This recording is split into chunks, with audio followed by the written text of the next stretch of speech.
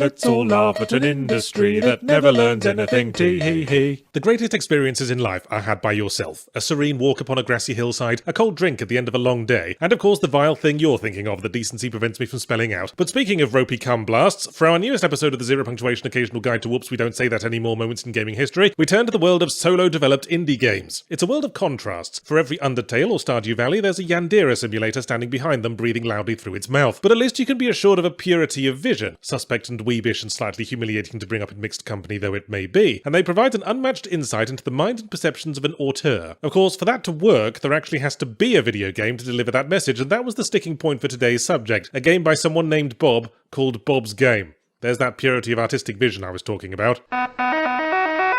In August 2008, the president of Mauritania was deposed in a military coup, 11 mountaineers died in the K2 disaster, and then something really tragic happened. Some dude called Robert Poloni released a trailer for the 16-bit style pixel art RPG he claimed to have been working on for the last 5 years and had just about finished, and the response worldwide was a resounding, okay, literally titled Bob's Game, and looking about as good as one could expect from a game whose lead artist, when the project started, just about knew how to draw the curtains. The response was generally positive, and the trailer clocked 100k views, which these days is worth about half a McDonald's sandwich, but was a minor phenomenon in 2008 YouTube dollars. It had its charms, and viewers expressed an interest in playing, even while it wasn't entirely clear what the game was even about, or why the creator was grandstanding so much about it being a solo project, when the solo created Cave Story that basically codified the modern concept of PC indie games had eaten that particular lunch years ago. But in the mind of its creator, Bob's Game was so much more than a pixelated distraction any halfway competent RPG Maker user could have farted out in a month. Bob's Game was a vision, one to which only one platform could do proper justice, and that was a Nintendo handheld, so he eschewed the small publishers that expressed interest and applied for an official Nintendo DS development kit. Now, Nintendo is a big company with a lot on their plate between making Mario pencil cases and removing Princess Peach panty shots from Smash Bros, so they did with Poloni's application what they presumably do with any correspondence from wide-eyed random no-name twats, shunted it to the end of the priority list between trimming Donkey Kong's eyelashes and designing a controller that doesn't suck. And this is where the story of Bob's Game takes its whoops we don't say that anymore turn. You might charitably say that Robert Poloni was one of those people who had little time for the world outside his own mind. I might less charitably say he had his head so far up his arse he was getting teabagged by his own gallbladder. And he didn't seem to understand that the game's significance within his own life didn't translate into significance to anyone else. As the wait for Nintendo's response stretched into months, Bob decided that this was some conspiracy or deliberate snub rather than, say, Nintendo having literally anything better to do, and so he declared that until they acknowledged the game he'd sequestered for 5 years to make, he would publicly protest by sequestering some more. Now with a webcam on him and with the doors locked for 100 days. This was successful in that it made him famous amid that sector of the internet that loves to encourage weirdos, especially as he posted a series of increasingly deranged blog posts declaring himself the greatest game designer who ever lived, and accusing Nintendo, multi-billion-dollar company and controller of many of gaming's best-known IPs, of being jealous of him, penniless suburban twat. Exactly how much one should read into all this is debatable, as after the 30th day of his protest, when he appeared to be lying motionless in a ransacked bedroom, he claimed to both the internet and the nice helpful police officer that broke down his door that it was all pretend. The protest and insane blog posts had been a viral marketing campaign that we'd all fallen for, like the credulous, normal-brained people we were. To which the internet responded with a resounding,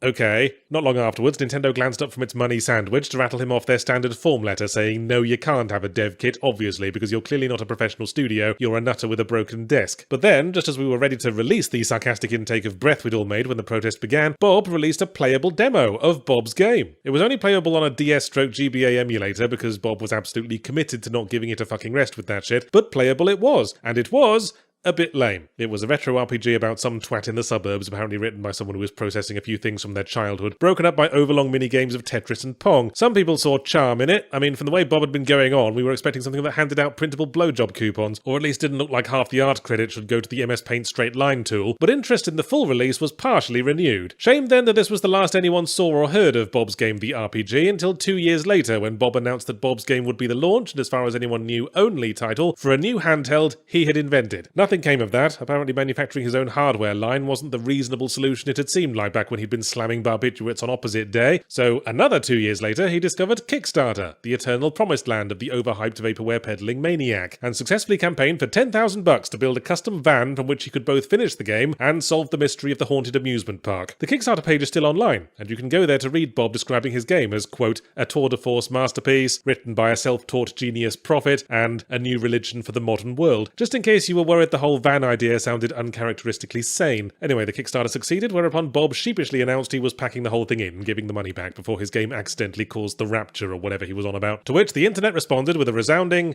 sorry, who's Bob again?